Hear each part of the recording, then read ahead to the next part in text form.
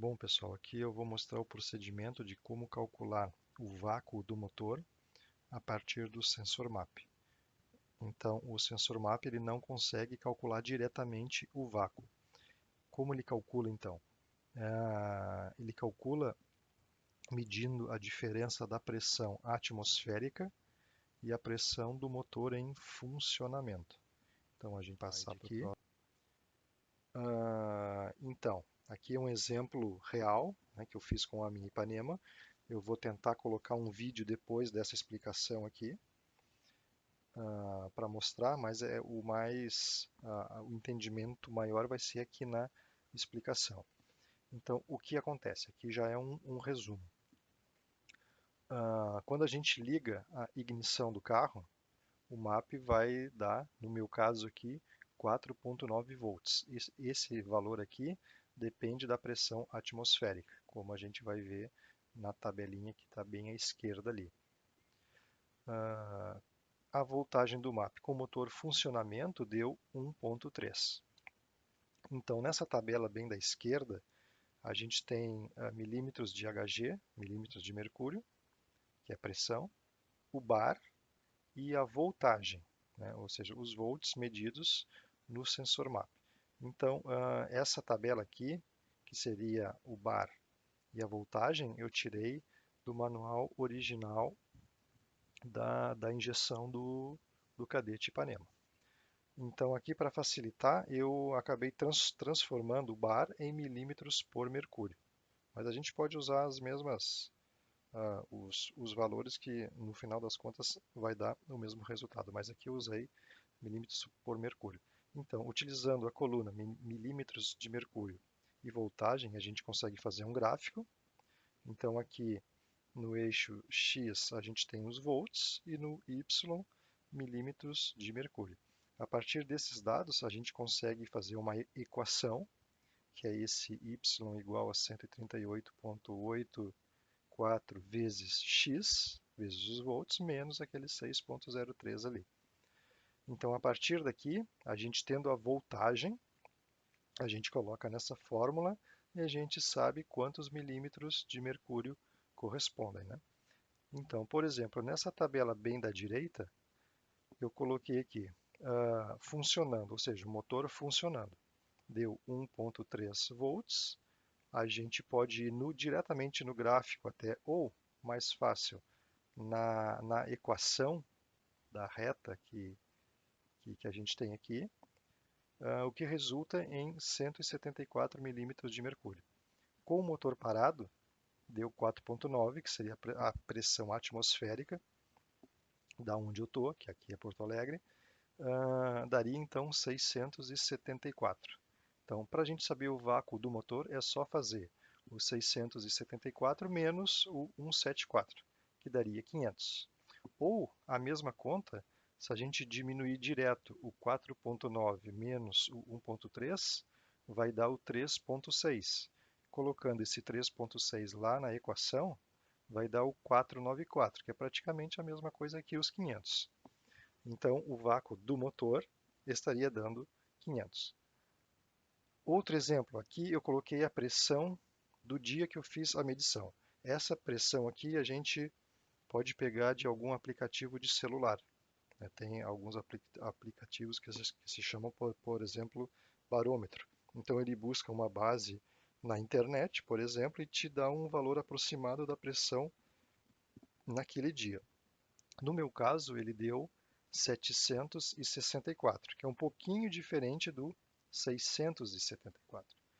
Se a gente fizer então uma medida 2 de vácuo, então seria o 764 menos o 174, que daria 590. Então a gente poderia dizer que o vácuo do motor estaria entre 500 e 590.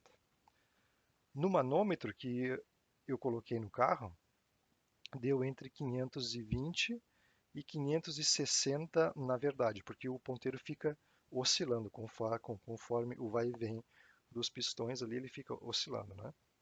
Então, dá para ver que o 500 está dentro dessa faixa de 520 a 560, seria no caso, 540, E a outra medida possível, de 590, está muito perto do 560 ou 540.